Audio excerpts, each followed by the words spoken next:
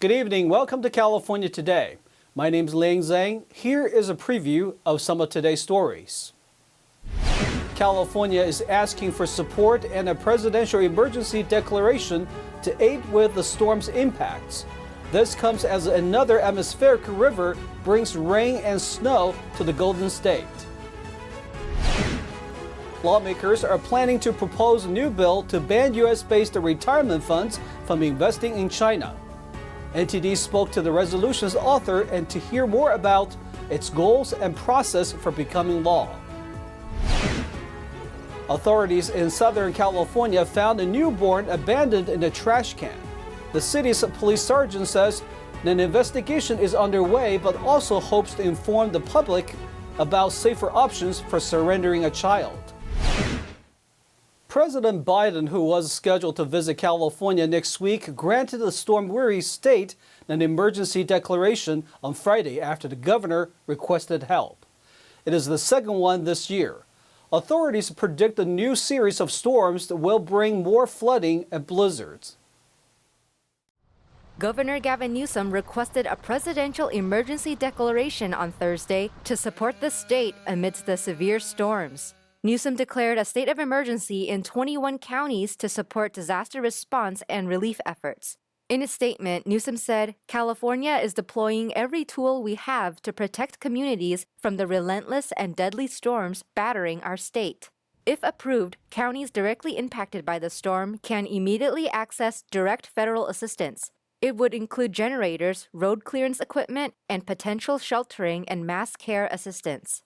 The first in the new series of atmospheric rivers flowed into California on Thursday. Forecasters warned that widespread heavy rain would raise the threat of flooding in a state still recovering from earlier storms. The flood threat is a combination of rain and melted snowpack from the mountains. In the San Bernardino Mountains, a late February storm reached blizzard status. Snow buried mountain towns like Lake Arrowhead. Authorities have found over a dozen dead bodies from the snowy mountain communities. The new atmospheric river is known as a Pineapple Express because it is a warm subtropical moisture stretching over the Pacific to Hawaii. Forecasters expect it to impact northern and central California the most. Lawmakers are getting close to introducing a bill to ban U.S.-based retirement funds from investing in China. Joining me now is George Young, who is a board member of the California Republican Assembly and the author for a resolution to propose such a ban. George, welcome to our show. Thank you. So please break down this resolution for us. How much of the retirement funds for U.S. citizens have investments in China-related companies? So there's, first of all, let's talk about the numbers. Here in California, we have three major pension funds. We have one that's called CalPERS, which is for all the state employees. The other one is called CalSTRS, which are for all the teachers from kindergarten all the way to high school. And then we have another one for all the UC professors.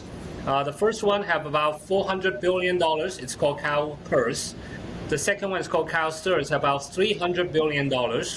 And then there's the one for the UC professors is another $200 billion.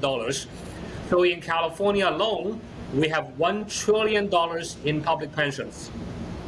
Now, nationwide, along the United States, is about $5 trillion in pension funds. Especially in California, the people in Sacramento have been in love with China, for example, and been investing a lot of money with that. As late as 2020, the investment officer of CalSTRS, Chris Ailman, publicly said that his main investment priority is two C's. One is climate change, and the other one is China.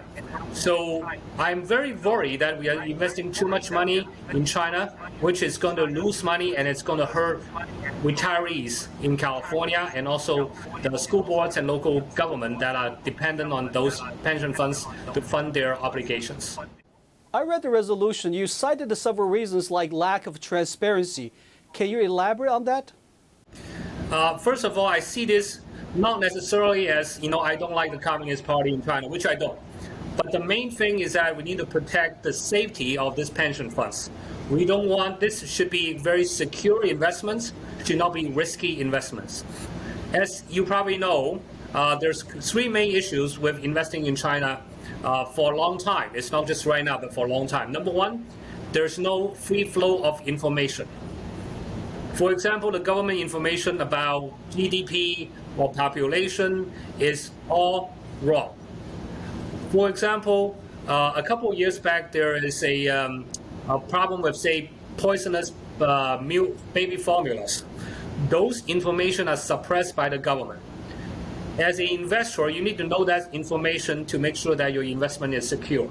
So the first problem is free flow of information, or the lack thereof, in China right now under the current government. The second issue is the lack of an independent judicial system. So for example, right now, if you are a U.S. pension fund and you borrow money to, say, you lend money to, say, a company, say, Evergrande, and they decide to go bankrupt, and you want to go to a Chinese court to sue that company and say, I want my money back, it's a high probability that the courts in China are not going to rule fairly for a foreign investor. And that's another reason why it is so risky. Now, the last issue, as you have mentioned earlier, and that is the issue of accounting practices. And so far, we still don't have the Chinese government being open about all this information. Everything in China is somehow national security. For example, the ridership information for Didi, their version of Uber, those information, they cannot be open to us. So how can an investor make an informed decision when we are talking about investing in China? So for me, when I'm talking to people that are Democrats and Republicans who are in both state legislature and in Congress, I'm telling them that, look, yes, I don't like the Chinese Communist government, but that's not the main reason why you should stop investing in China. The main reason is it is just too risky, and we need to make sure that risk is mitigated. What you have on the table is a resolution. What do you hope to achieve through this resolution, and what will the timeline look like for such a ban to become the law? So on Sunday, we are going to have a floor vote here in Sacramento for the state party. I am expecting my resolution to pass. Tomorrow, Saturday, Speaker of the House, Kevin McCarthy, is going to be speaking to us, and I would hopefully have an opportunity to address this issue with him directly. And I would hope that this is one of those laws that the new Congress can pass and receive White House support from President Biden. What kind of bipartisan support do you anticipate? One of the other issues that I have put into my resolution is to add one more thing, which is to say we need to support independent unions. That is, unions that are not controlled by the Chinese government. I think that's one thing that a lot of Democrats, especially blue-collar union Democrats, will support. So I'm hoping, I expect no opposition from both Democrats and, of course, Republicans. I talked to many legislators of both parties, and they like this resolution. We are talking about a lot of money right here. Like I said, the total pot is $5 trillion. One of the provisions of my resolution, in addition to calling for ban of future investments, is to find out what our existing exposure is to companies that either are directly in China or they are Chinese companies that are listed in U.S. stock markets. One of the examples that I always give is one of Luckin Coffee. It's a NASDAQ called LK. They basically have faked all their information when lying to American-based investors, and many American investors lost money because of it. And that's why it is not just direct investment into China, but also investment into American, maybe NASDAQ or NYSE-based stocks that are doing most of their businesses in China. Thank you so much, George Young. Thank you for your time. In Southern California, a mother resorted to abandoning her newborn in a gas station. NTD's Jackie Rios spoke with the city sergeant who hopes to inform the public about ways to surrender a child legally without endangering the baby. On Thursday, March 9th, around 3:30 p.m., Fullerton Police Department officers were dispatched to a gas station regarding an abandoned newborn. Upon arrival, officers located the newborn child within the trash can in the restroom and immediately began life-saving measures. Fullerton Fire Department responded to the location and transported the child to a local hospital where the child is currently in critical but stable condition. Sergeant O'Neill said responding Fullerton Police Department detectives immediately began an investigation. Since that investigation began, the officers located surveillance video of a description of the possible female and vehicle information. At approximately 1:45 this morning, officers served a search warrant in the 400 block of West Orangethorpe Avenue and located a 25-year-old female resident of the city of Fullerton named Vanessa Maldonado. Vanessa Maldonado was ultimately arrested for attempt murder and felony child abuse. He said he is not sure what will happen to the child. While abandoning a newborn in a gas station trash can may lead to criminal charges, there are safer and legal options for mothers who can't take care of their newborn. Sergeant O'Neill mentioned that California has laws that state a newborn can be surrendered anonymously without penalty to the mother. What we do want people to know is that there are safe surrender baby laws in effect. They were enacted in January of 2006. This allows parents or guardians of children to surrender their newborn within 72 hours of birth. The law is called the Safely Surrender Baby Law. It is when a newborn can be taken to designated safe surrender locations such as local hospitals, designated fire departments, or other designated county facilities. The Safe Haven Law exists in all 50 states, allowing for a child to be legally surrendered. Jackie Rios, NTD News, California.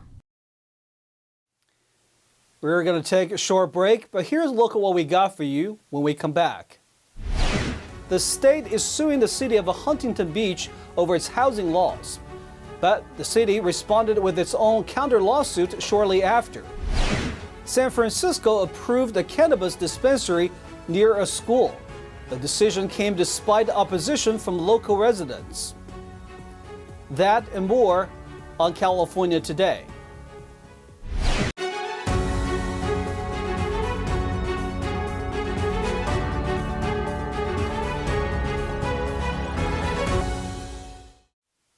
Welcome back to California Today. I'm your host, Lang Zhang. California is suing the city of Huntington Beach, claiming it violates multiple state housing laws. But the city responded with a counter lawsuit. Attorney General Rob Bonta, Governor Gavin Newsom, and the California Department of Housing and Community Development filed a motion for preliminary injunction against the city of Huntington Beach for refusing to build more affordable housing. The lawsuit filed on Wednesday challenges Huntington Beach's illegal ban on applications for Senate Bill 9 and accessory dwelling unit or ADU projects. Laws specifically in place to address our critical housing needs, to give more families the ability to help themselves while helping our state combat a very serious housing shortage. When actually followed, SB 9 streamlines the approval of duplexes and lot splits in our single-family neighborhoods. Hours later, Huntington Beach announced its own lawsuit against the state over the number of housing units the coastal town is being required to accommodate. Earlier this year, the state independent auditor found that HCD's method for making these RHNA determinations was flawed and not supported by evidence. This is a massive blow to the integrity of the state RHNA laws and the state RHNA process, and to the governor's claim that RHNA must be zoned for cities as a matter of statewide concern. Huntington Beach also introduced an ordinance to exempt the city from the builder's remedy provision of the state's Housing Accountability Act. The law is the law. It applies to everyone. That's why we're also reminding the City Council today that the ordinance they introduced to exempt them from the builder's remedy provision is still illegal. We stand ready to pursue action if they adopt it. Bonta is asking a judge to order Huntington Beach City Council to comply with state housing laws and to punish council members by making them pay a fine. In a tweet on Thursday, the city posted a message to its Twitter account saying it is still accepting applications for ADUs. City officials have scheduled their own meeting on March 21st to discuss if they want to challenge SB 10 or the ADU law. Huntington Beach City Attorney Michael Gates has long advocated for local control and previously faced off with the state over housing and immigration enforcement. Localism is determinative. And at the end of the day, we're all in this together, and we have a responsibility to one another. This is the second time California officials have sued Huntington Beach for not following state housing laws. The city ended up settling that lawsuit back in 2020.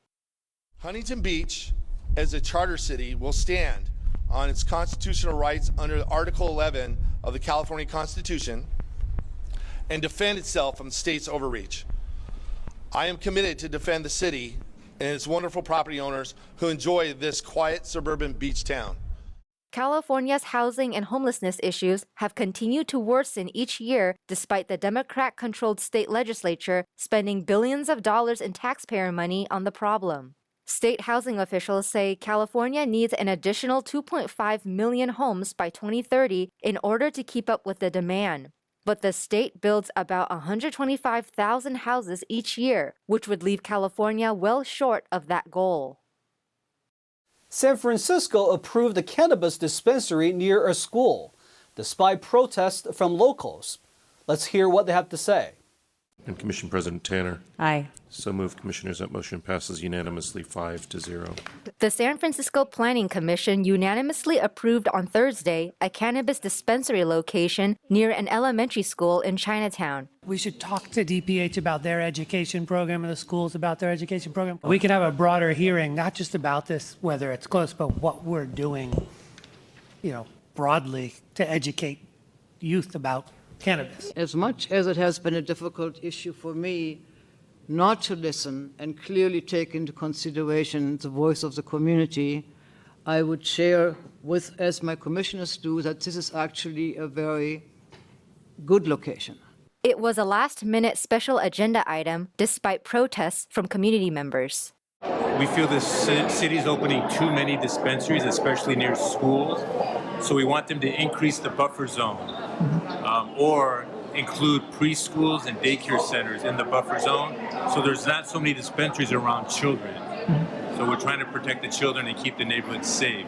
Hundreds of people, mostly the elderly from the Chinese community, commented during the commission's meeting at City Hall. They asked its members to disapprove the dispensary on 100 Broadway Street.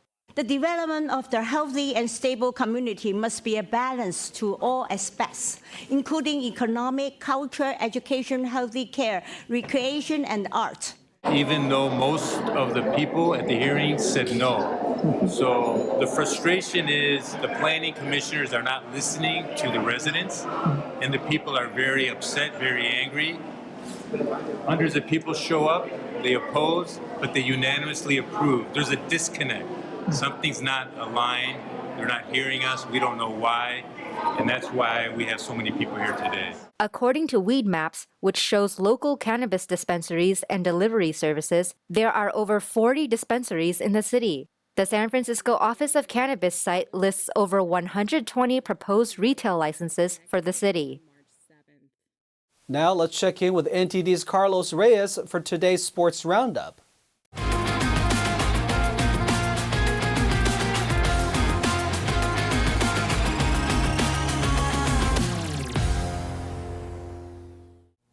I'm Carlos Reyes, taking you through the California Today Sports Roundup. Domantas Sabonis recorded 24 points, 13 rebounds, and 10 assists for his 9th triple-double of the season to lead Sacramento over visiting New York. De'Aaron Fox scored 15 of his 23 points in the fourth quarter to help the Kings win for the 7th time in 8 games. Malik Monk added 19 points, Trent Lyles had 16, and Kevin Huerter chipped in 14 for Sacramento.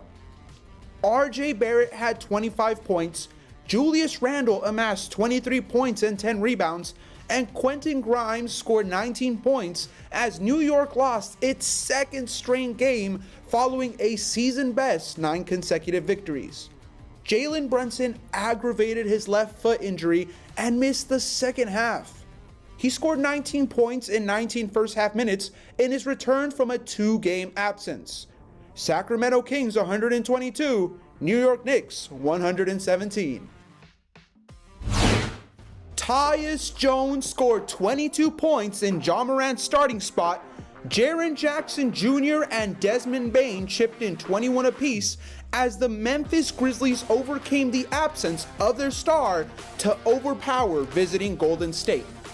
Facing the Warriors at home after the first two meetings had been in San Francisco, the Grizzlies exploded for a 48-point first quarter en route to a 20-point lead.